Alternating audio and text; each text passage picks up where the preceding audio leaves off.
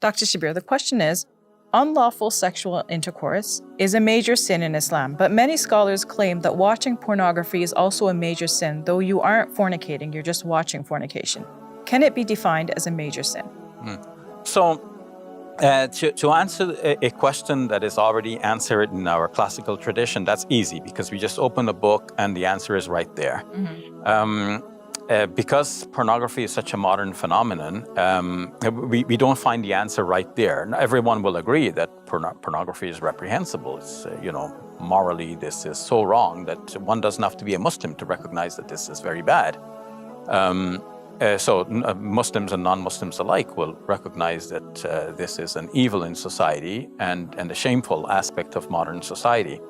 And whereas laws will be drawn up to protect children from that whole industry, and nonetheless, we recognize that some people may be in that industry, for reasons which are not so much within their control. They're pressed and drawn into it and so on for so many different reasons. So we all want to see an end to that. But then if we're asking is it a major sin? Now we're asking about a certain classical Islamic category, and we have to go back to our classical books and find out about this categorization. So I'll give you a sort of conclusion first, and then we will try to unpack it and see, how that conclusion is reached. There is a website with the URL something like islamqa.info. This is a site on which you will find many traditional answers to questions about Islam. In fact, many fatwas are given on that site, and typically the mufti or the scholar will go into the Quran and go into the records of hadith and what classical scholars have said and so on.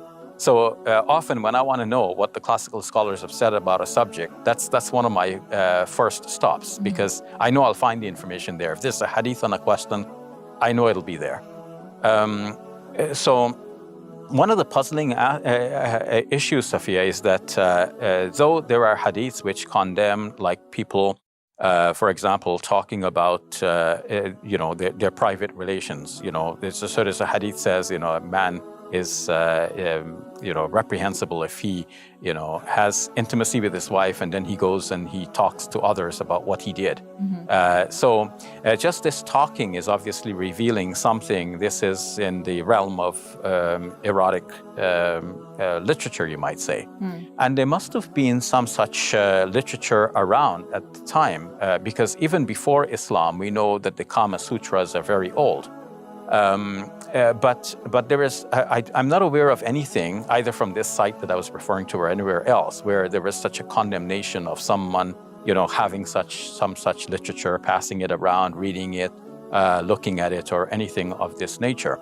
Anyway, coming back to this site, what they have said in essence is that there is a difference between major sins and minor sins, and that difference is important because the Quran says that if you stay away from the major sins, God is going to forgive the rest, which means the minor sins. So we need to know which are the major ones.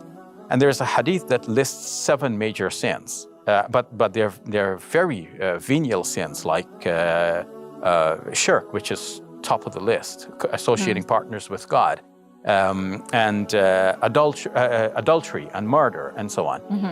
Similar to the 10 Commandments. Yes, yes. And then scholars realize that, the major sins must be more than just these. So anything that's sort of like is on the same category, resembling these and so on, they think must be major sins. But more than this, if the Quran or an authentic narrative from the Prophet, peace be upon him, condemns a sin so severely as to, for example, mention a punishment in the life hereafter for such and such a crime, then these are all considered to be major sins.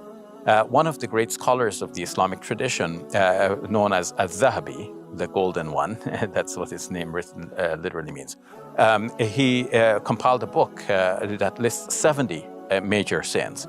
But in perusing that book, I also, again, do not recall something that we could classify as pornography, specifically as we know it in our modern times. Coming back again to this website, which I keep coming back to, in essence, what they have said is that if somebody, just glanced at something once, or, on occasion or something like this, or one is just simply drawn into something at the moment, but one does not repeat that, it's classified as a minor sin. But if one goes back to it again and again, one is habitual at doing that, then it becomes a major sin. But of course, one should not get into that at all. But, when we think about the fatwas on this question, we also think about how widespread the issue is. And we don't want to give a verdict that will, leave people in despair.